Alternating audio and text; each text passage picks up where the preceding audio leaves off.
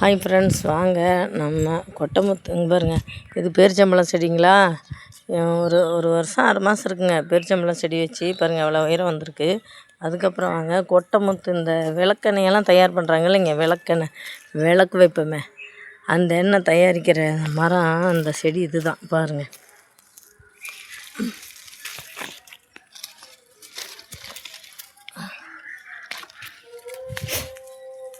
பார்த்தீங்களா மக்களே? சச்சா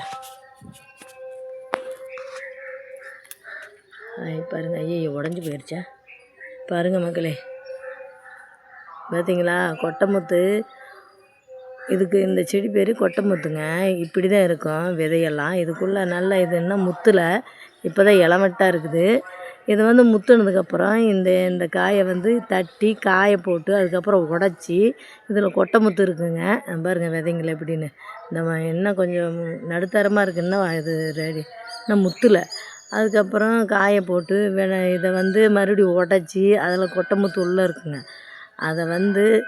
அதை மறுபடியும் கொட்டைமுத்தை எடுத்துட்டு அதை தொளித்து மறுபடியும் இட்லிக்கெல்லாம் ஊற வைப்பாங்க இல்லைங்க, அந்த மாவில் போடலாம். நல்லா பஞ்சு மாதிரி இட்லி வரும். மாவு நல்லாயிருக்கும், டேஸ்ட்டாகவும் இருக்கும். பாருங்கள் என்ன மேலையெல்லாம் இருக்குது. அதுக்கப்புறம் இந்த விதையை நல்லா காய வச்சு உடச்சி அதை எடுத்து அந்த இதெல்லாம் அதை கொண்டு போய் மறுபடியும் மிஷினில் கொடுத்தா கொட்டைமுத்து எண்ணெயாக வருங்க மக்களே. பார்த்துக்காங்க. இது எங்கள் செடிங்க. இன்னும் இதில் நிறையா இருந்துச்சு பார்த்துக்காங்க.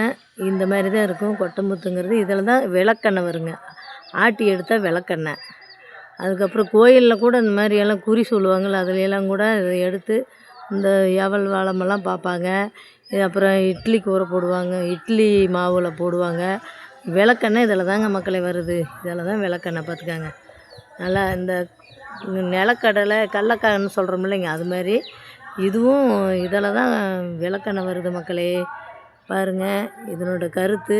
இந்த செடி இங்கே தான் இருக்குது பாருங்கள். அதனால தான் உங்களுக்கு சரி நிறைய நாள் வந்து விளக்கெண்ணெய் எதில் வருதுன்னு யாருக்கும் தெரியாதுல்ல, அதனால தான் உங்களுக்கு ஒரு குறிப்பு போடுறேங்க. இந்த கருத்தை வந்து இப்போ நல்லா பயன்படுத்தி பாருங்கள். இந்த மாதிரி மரங்கள் இருந்துச்சுன்னா கண்டிப்பாக வளங்க.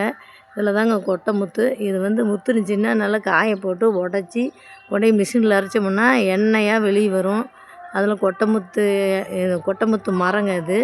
அதில் வந்து விளக்கெண்ணெய்ன்னு சொல்லுவாங்க. இந்த கொட்டைமுத்தில் தான் அரைச்சி விளக்கெண்ணெயாக எடுக்கிறோம்.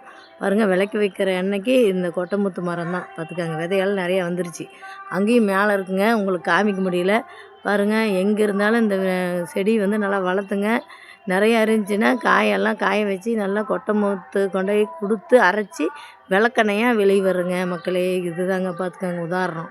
எங்கே இருந்தாலும் இந்த செடிக்கு நல்லா தண்ணி ஊற்றி வளங்க மக்களே. பிடிச்சிருந்தா லைக் பண்ணி ஷேர் பண்ணுங்கள். சப்ஸ்கிரைப் ரொம்ப ரொம்ப முக்கியம். சப்ஸ்கிரைப் பண்ணுங்கள் மக்களே.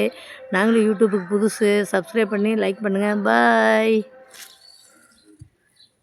பாய் பாய் பாய் பாய்.